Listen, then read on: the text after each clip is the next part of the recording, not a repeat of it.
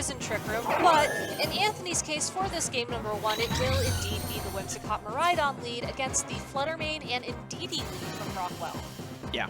So right away, Rockwell putting himself in a position against this very common Miraidon and Whimsicott lead that really puts it all on the table of, I'm probably getting up this Trick Room, and I'm imposing really big damage. Do you want to get your Tailwind up with Whimsicott so you can take out my Fluttermane? Well, if you do that, I'm just able to get up Trick Room. Do you take out my Indeedee so Trick Room can't go up? Well, if you do that, my Fluttermane's just imposing so much damage against you right now. How are you going to play around this? And while Anthony definitely has some options here, it's going to be a dicey one depending on what Rockwell goes for. For sure, and I think the other thing that Rockwell can kind of use to his advantage in this situation is that given that he is running a lead that just screams, you know, maybe I want to use Trick Room, maybe I want to use this Fluttermane as a distraction for the Trick Room, you can also just go on the offense. I mean, this Indeedee does have access to Dazzling Gleam, which as long as the Miraidon remains part Dragon type would do a decent amount of damage, but with our first Terastallization up on the field, Miraidon will be Terastallizing into a pure electric type Pokemon, leaving that fairy weakness behind. Yeah, so without its electric terrain, thanks to Indeedee coming on the field, not going to be doing as much damage as it normally would do. So having to go for that Terra Electric to do that amount of damage, we'll see how much comes out. And it's the Draco Meteor without the electric terrain, and without the Terra boost as well, just going to be dropping this Indeedee to about 3/4 of its HP as a Mystical Fire goes into the Whimsicott and getting the one-hit KO thanks to those choice specs. Yeah, Mystical Fire on this Fluttermane because of choice specs. It doesn't necessarily want to use some of its move slots for an Icy Wind or for a Thunder Wave, as we've been seeing more of a recent adaptation. Just going straight for that damage and getting rewarded with not only the one-hit knockout of the Whimsicott, but also the setup of the Trick Room. We'll have to be a little bit cautious about how Rockwell positions himself moving forwards, but now that Tailwind's up on the field and that this opposing Chi-Yu is also holding Choice Scarf, I think it's pretty safe to say this Fluttermane is in a decent spot, except for the fact that it's locked into Mystical Fire. Yeah, so Mystical Fire wouldn't do a lot of damage to this Chi-Yu, although lowering its special attack would be very big. Miraidon no longer resisting that Mystical Fire, also being a huge candidate for this target. But that Tailwind especially right now, putting Anthony on the back foot where the Trick Room just went up. You know, Chi-Yu was already Choice Scarfing going to outspeed Miraidon and Fluttermane. It's a bit of a toss-up, and we don't know thanks to that Tailwind going up. But now, for certain, this Fluttermane is going to be able to go last after these two opposing Pokemon. Yeah, so that Mystical Fire connecting with the opposing Chi-Yu and locking in a special attack drop. Speaking of connecting, Draco Meteor will as well. Now Miraidon is down to -4 in that special attack stat, but does get the KO it needs, and Chi-Yu also following up with the Snarl, so a lot of stat modifications on the field for both these trainers. Yeah, so despite being -1, now that Indeedee's off the field, being a single target Snarl did about the same amount of damage, I would say. But Ursaluna hits the field and is immediately a huge threat into these Pokemon that are both weak to Earthquake. Not much to say there.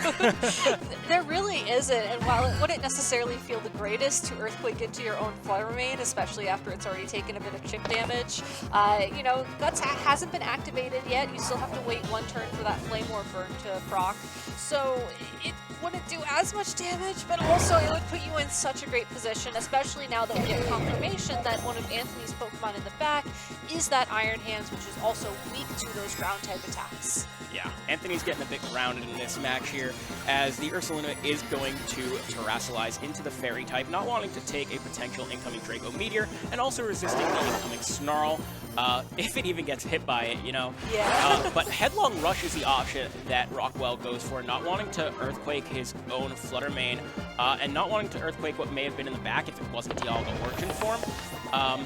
And right now, with the Psychic Terrain on the field, going to be erased when that Miraidon comes on the field. So an Iron Hands Fake Out is ready to be launched. And the Choice Specs Mystical Fire is still doing a substantial amount of damage to this Iron Hands. well, we haven't seen Rockwell's last Pokemon, and it's at full HP with plenty of Trick Room turns up. Yeah, the fact that there is more Trick Room on the field at this point in time does mean that Anthony has bought himself a little bit of opportunity here. You can go for the fake out onto that Ursaluna if you're not expecting it to protect. You cannot fake out the Flutter Man, unfortunately, thanks to that Ghost typing, but that should at least open things up a little bit more for this Miraidon. You would hope that it'd be able to hold on through an attack, and even with a stage of special attack drop, do amazing damage to either of these Pokemon now that the electric terrain's back. It's still not the best position, but it's certainly playable for Anthony. Yeah, so Rockwell just going for a safe protect here, knowing, you know, I don't want to get faked out and then hit with a follow-up electric move as Fluttermane goes down, which for Rockwell, probably not a big issue. That recoil damage doing a good amount to Iron Hands. And, you know, we've been hinting at it, but Earthquake's going to be able to clean up this game so long as the Trick Room can be kept up. And with the Iron Hands and the Miraidon not carrying Protect, thanks to their item choices, not going to have to worry about it. As we do see Tom's Turtle, shout out to our other TO, Tom, in the Massachusetts area. Torkoal hits the field, and yeah, it wasn't the Dialga Origin form, so leaving his restricted back at home, or in the party, I should say, is probably just going to be able to clean up this game with the Overheat taking out the KO on Iron Hands, and then the Headlong Rush going into that Miraidon is going to be 2 clean KOs. It does feel a little bad that your endgame situation couldn't rely on Earthquake because you wouldn't be dealing damage to your Torkoal at this point in time, but given that Overheat was a knockout for that Iron Hands, despite the Assault Vest it was holding on to, it does mean that Rockwell was able to find a way through these two Pokemon, and I believe that is it for game number 1, so let's go ahead and talk adjustments for game number 2. Yeah, absolutely. As I said going into this game 1, it's on Anthony to find a way to stop this Trick Room. Yep. Rockwell needs Trick Room to really get going. Yes, he does have the Fluttermane. Yes, he has the Walking Wake, which can function outside of Trick Room. But outside of that, Anthony has his own Tailwind. If Trick Room doesn't go up, he can kind of handle it. His team's fast, it's bulky, it has support, it can handle these issues. If he doesn't lead this Farigiraf and go for Imprison, there's not really a way to prevent the Trick Room. You know, we did see the Whimsicott with Taunt, but thanks to the Psychic Terrain that's going to override the Miraidon's terrain, unless Miraidon stays in the back, there's no way to stop this Trick Room. So one of those two ways of Whimsicott with Miraidon in the back, or Farigiraf just being able to go for Imprison, are the ways to stop this Trick Room, other than, you know, getting a clean one-hit KO or a double-up KO into that slot. I'm glad that you brought up the terrain interactions here, because I do think that is a key part of this matchup. Because hypothetically speaking, if your opponent does get Trick Room up and you have Iron Hands out on the field with the electric terrain, your Quark Drive ability activates, boosts your your attack stat, as we discussed earlier. With Iron Hands, you basically are guaranteed to boost your attack stat.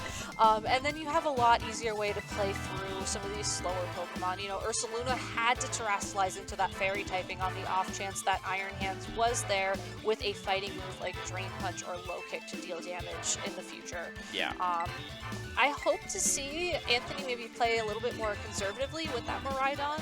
I agree with your call that the Farigiraf with Imprison does feel like a very natural adjustment for game number 2. But, you know, Rockwell also has a bunch of heavy hitters on his side of the field that are worth bringing up. And I think something I want to touch on as well as the trainers go into game 2 is that we didn't see the Dialga Origin form from Rockwell at all in that game 1. So that's always an adjustment you have to at least consider, even if on paper maybe you don't want to bring your Dragon type restricted against a Miraidon. Yeah. Great calls. I think one thing that I failed to mention as well is Anthony kind of mismanaged his Terrastalization in that game, where he needed that resistance to the Ursaluna later. Yeah. He didn't have anything except Whimsicott, which frankly isn't a great resistance into many things. So maybe going for Terrastalization for Iron Hands with that Grass typing would be a much better adjustment going into this game too. But we are going to see the adjustments from these two players. We do see a lead of 2 offensive Pokemon from Rockwell, the Fluttermane and the Walking Wake, into what's more of the obvious adjustment of the Farigiraf lead. And now it's a bit dicey for Anthony. You know, Farigiraf's not in the spot that it wants to be, but the Chi-Yu being there is very big. It can go for the Snarls and reduce the damage coming out from these two Pokemon. It can, but Rockwell has given himself a very unique decision here, which is that both of the Pokemon he led with can benefit from the sunlight with their photosynthesis abilities. And I think that a play that he's very strongly considering is, okay, which Pokemon is better suited to deal damage in this situation? And if so, I can switch in my Torkoal, as we see here on screen, and then all of a sudden my Fluttermane is now going to activate its photosynthesis ability, and we'll just have to see if it's going to boost up the speed or the special attack and how that's going to relate to that Chi-Yu. Survey says it's the speed. Yeah, so we are going to see the Fluttermane move first here with a potential Terrassalization into the Fairy type to launch an even stronger Dazzling Gleam or Moonblast here. I'm not sure if it'll be able to pick up the Farigiraf even with Chi-Yu on the field or the Chi-Yu itself. But we'll find out, as well as see what this Chi-Yu wants to go for. If there's a call of possibly going for an Overheat into this Fluttermane, that's going to do huge damage right away. And we actually see the Chi-Yu going for a Terra Ghost, not wanting to take a potential speed-boosting Hydro Scheme, just getting out of that situation, as a Moonblast is going to come out for this Fluttermane, turns its head into the Chi-Yu, and that is enough for the one-hit knockout thanks to that Terrassalization and the Choice Specs. Chi-Yu is down, Anthony is out his Terrassalization, and what is Farigiraf going to go for here? It definitely can't go for a Trick Room, it goes for the Psychic Noise into Torkoal for some good damage. Some good damage for sure, but the thing about this Torkoal is that it's not necessarily relying on Eruption in this matchup. Its moves are Burning Jealousy, Lava Plume, and Overheat, and we saw how much damage that Overheat did to the Iron Hands in Game 1. We know that a second Psychic Noise isn't going to pick up the KO there, so Rockwell has found himself in a very commanding position despite the lack of speed control. Yeah, so Iron Hands hits the field here, going to be able to threaten a Fake Out unless the Indeedee comes out onto the field, even to that Fluttermane thanks to the Terrassalization, but can also do heavy damage with a Wild Charge. The question is a Choice Specs Terra Fairy Moonblast enough to KO even an Assault Vest Iron Hands? I think in most cases, yes, but it depends on the investment, and we'll find out right here as the Psychic Seed activates on that Indeedee. Not going to be able to take as much damage from the Farigiraf as the Fake Out is blocked by the Psychic Terrain, and Terra Fairy's Choice Specs Moonblast goes right into that Iron Hands, and it is off the field and out of the game. It is holding an Assault Vest. I just want to reestablish that fact, because that is an insane amount of damage, and this is exactly why Fluttermane is back on the top of the usage chart in Regulation G. It's just so much damage, you have to respect it. And even though we see Anthony go for Trick Room here so that the Miraidon may be slower than the speed-boosted Fluttermane at this point in time, there's still the Torkoal in the back of the party as well. Yeah, even without that Torkoal, you know, this Miraidon's hitting the field without its Terra option. And it's next to an Indeedee, which can just say, hey, Miraidon, I'm over here. You can't Volt Switch out. You only have one ally, and it's next to you. So this Fluttermane's pretty free to just pick up a KO after the Indeedees follow me. Yes, it's going to sacrifice itself, but taking out the Restricted is exactly what you want here. Actually clicking Discharge, a move that I neglected to remember it had, as the Discharge is going to do some heavy damage here and almost pick up the Fluttermane. Doesn't get the paralysis on Fluttermane, it gets it on Indeedee. If it doesn't get it on this Fluttermane, that Fluttermane is going to be able to KO with Moonblast, and it is able to get through this turn without getting KO'd, without getting paralyzed, and is going to pick up that one-hit KO on this Miraidon.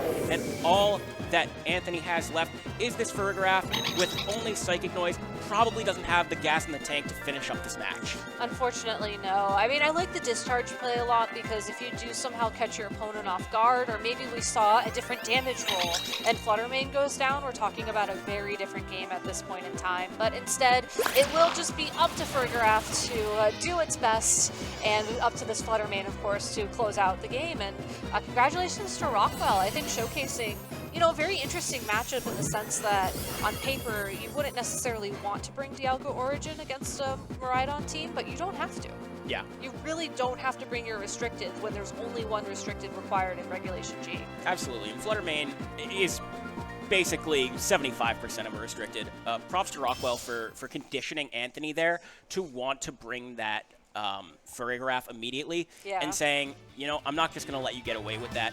I think Anthony, had he played his Terrassalization differently in these two games, we could have seen a lot more. Had there been a Terra Electric option for Miraidon to get that Discharge off, we would have seen that KO. Yep. Had we seen a Terra Grass for Iron Hands, it would have been able to survive that turn.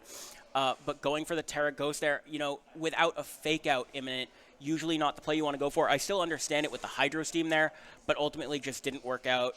Props to Rockwell for taking that set home 2-0. Yeah, for sure. So congratulations. It looks like everybody else is wrapping up in the round as well. So we're going to take a quick break and we'll be back with round 2 of Swiss here at Balance Patch. So please stay tuned.